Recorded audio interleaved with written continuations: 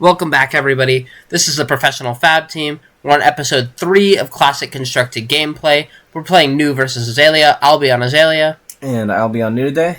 Alright, let's get into the game. Alright, I'm on the play here as Azalea, so my goal here is to dominate as much damage as possible. So, I'm going to load an arrow, draw that card, and then blind flip and hope I hit an arrow here.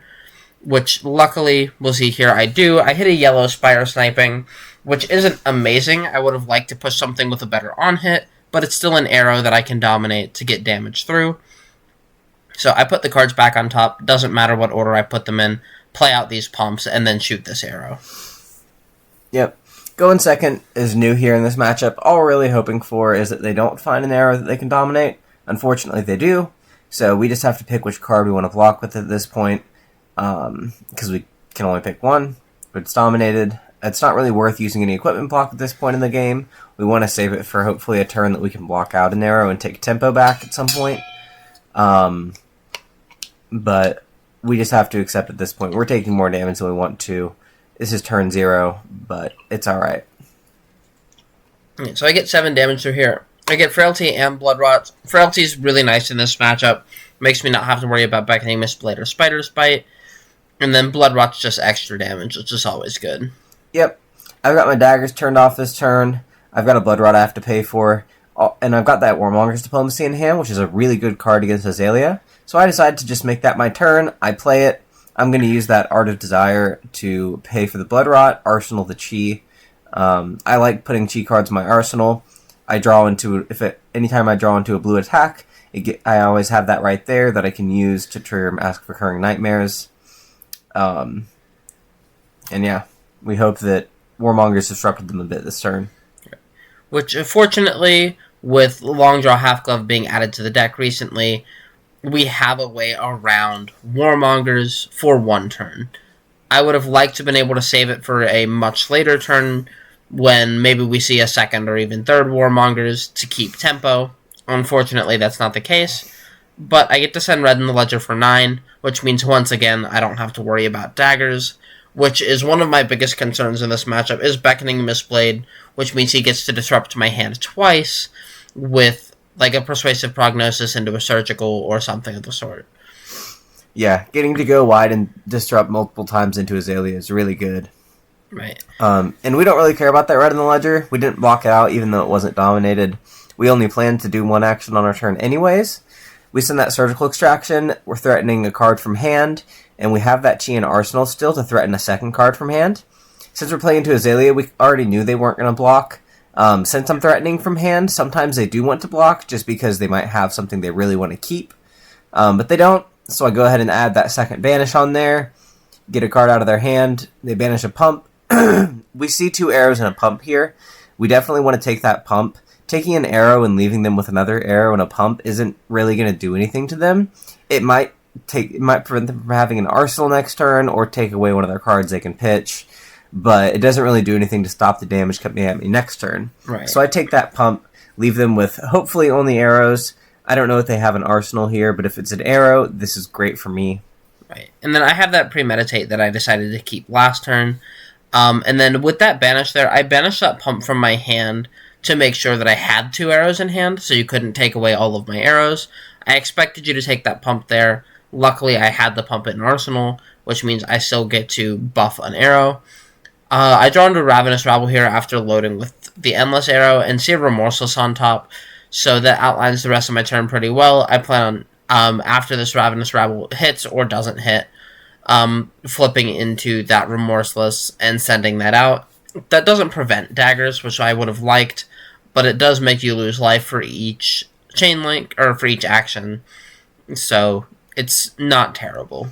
Yeah, every dagger swing that I take after being hit with, or every dagger swing that I do after being hit with Remorseless loses me a life, so it's essentially not gaining me any value except for any on-hits that it would have. Right.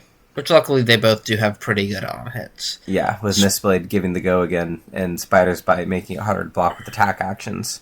Which, Spider's Bite is definitely the dagger to run into Azalea. It's kind of New's default dagger besides Mistblade, but it is definitely the one to run into Azalea. even though they have the attacks and the non-attack actions. They're not going to be blocking with the pumps. They're never going to have extra pumps in hand. They're just going to play them all, but there's a good chance they'll have extra arrows that they might want to block. And then pumps have 2 block anyways, so I'm not ever really looking to block with those regardless. The block value is just really bad compared to the on-hit value. And then here we see that Warmongers again. This is definitely one of those turns where I would have liked to have Long Draw Half-Live up. I have a non-attack action in Arsenal. It's that pump that I arsenaled earlier, so I can't play it. The only thing I can do is play out Ravenous Rabble here. I guess there's an argument for having picked Peace, but then I just give up tempo entirely, and I didn't want to do that. I wanted to be threatening damage still. Yep, last turn we arsenaled that Justinic, hoping for a really good spike turn here that we could threaten damage. Unfortunately, we see all reactions and a cheat card in hand, so we can't threaten really anything. We swing the daggers, pitch the cards out of our hand, hope to draw another attack, and just pass the turn back to them. Right, and then luckily here I do have a turn. I get to play out that non-attack and start threatening damage again. I do take an odd line this turn that, looking back, I don't think I should have taken. But after this Ravenous Rabble, I end up playing out a Knock the Death Whistle and finding a Red in the Ledger and putting it on top. I don't think I should have done that here. I think I should have just played out that Bolton shot. It's still 7 go again, and then sent out an infecting shot, and just threatening as much damage as possible at this point in the game. I decided to take the Red in the Ledger regardless. It stops Codex plays, it stops Dagger plays. It's fine, but I had no real reason to do that. I should have just threatened the extra damage. Because a Codex play isn't going to do too much when I already have an Arsenal. I would have been arsenaling that Knock the Death Whistle, which I would have been fine with losing to a Command and Conquer or Leave No Witnesses anyways. Yeah, and so we see the Red in the Ledger here. Again, pretty annoying card. We can't swing our daggers with it. And at this point in the game, we want to be threatening as much as possible, and our daggers are really what enable the big turns.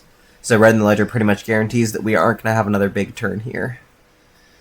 Right, which is nice, but I would like to push life totals closer and closer to 0. Yeah, blocking with Rousing Wave here was definitely a mistake. I'm not really sure why I did that. I don't want to be using that equipment block unless it's to fully block out something. So just adding it on there to lose 1 less life, especially when it wasn't even threatening lethal, definitely wasn't the right move here. I think I was planning around doing something with that Command and Conquer, maybe giving it go again. Into, I believe I have a Leave No, or no, I still have that Justinic and Arsenal in here. Yeah. So I think I had gotten that card confused for something else and was trying to go wide here, ended up not being able to, and so blocking with that arm piece was really a mistake here. Yeah. I mean, I was sending Red in the Ledger anyways. Or I set Red in the Ledger anyways, so giving it go again probably wouldn't have been an amazing idea. That's true. I couldn't have gone wide anyways that turn, and I think I also realized that too. Yeah. And then here, I'm loading an infecting shot off of Tunic. I have that Rain Razors and would like to play it out if I can. Which luckily I draw into a Knock the Death Whistle, and this turn I do think it was correct to play it. I get to find a Bolton shot, flip into it, which means I have dominated damage on that Bolton shot into a drill shot, assuming the Bolton shot hits, which there's almost no chance it doesn't, considering I have that Rain Razor's pump in hand that he doesn't know about. So I get to send what looks like 7 dominate, ends up being 9 dominate, into drill shot for 6. Yeah, even if we had tried to commit to blocking this out right here, by giving him all of my equipment that I have left, I wouldn't have ended up blocking it out because of that Rain Razors, so I'm glad I didn't try to here. It does take me a second to decide on my blocks. I want to take all this damage because I have a really good hand here, that if I had had a little bit more life, this would have been a great place to take back some tempo. I have that Justinic and Arsenal still. I end up drawing a blue and a chi card to play it with. So I've got some disruption I can threaten that turn. But 7 Dominate go again into another arrow pump. I can't really afford to take that damage and risk dying this turn or going down to 1 or 2. Because going down that low into Azalea, you're pretty much dead because she can dominate whenever she wants. And then here, I am threatening exactly lethal. Right, I'm threatening 9 off of that Bolton Shot with the Rain Razors, which will bring him down to 6, and then Drill Shot is threatening that 6. So assuming no blocks at all, I am threatening exactly lethal. Which of course I am going to be getting blocks. And then here, I just send out that Drill Shot. He blocks 3, takes 3. I get to put a -1 counter. And then here I have a decision to make. I'm deciding between putting a counter on Mask of Recurring Nightmares and Undertow Stilettos. And then I've been really back and forth on this. I put a -1 on Mask of Recurring Nightmares, but he probably isn't going to block with that, so I think Undertow Stilettos would have been a better choice. Yeah, Undertow Stilettos is definitely the right choice here. I don't block with Mask until I absolutely have to, because I get so much value off of having it there. Stilettos are something I tend to use a lot earlier in the game anyways. Playing that early game and putting it on Stilettos is a really good play, because it takes away that block value for me the rest of the game. But yeah, here we have this Justinic on the Art of Desire. Last turn we blocked with a Hiss and a Venomous Bite, which is another 7 damage on top of this that we gave up. But I think we definitely needed to block that turn. We couldn't afford to go that low against Azalea. And then this hand is not amazing here. I have a red pump that I end up having to pitch to load a yellow arrow, which isn't great. Luckily, I see a 0-cost arrow on top, so I don't have to pitch another red. I get to just play out that Lace with Blood Rot, and then send that Bolton Shot for 7 Dominate, with an extra 2 damage on hit with that Blood Rot. Yep. And here we're presented with pretty much the same thing as last turn, except our life is more than cut in half. We absolutely have to block out this Bolton Shot. Or we have to block. The 7 alone is already threatening lethal. It's got the Blood Rot attached to it. So we know we're going to have to probably pay for that next turn. We can't block this out with the equipment that we have left. Even if we have a D-React in hand, which we do here. We block with the Sink Below and the Undertow Stilettos. But even if we had had more, there's not really much we can do at this point in the game. Right. And then here, I'm threatening Bolton Shot.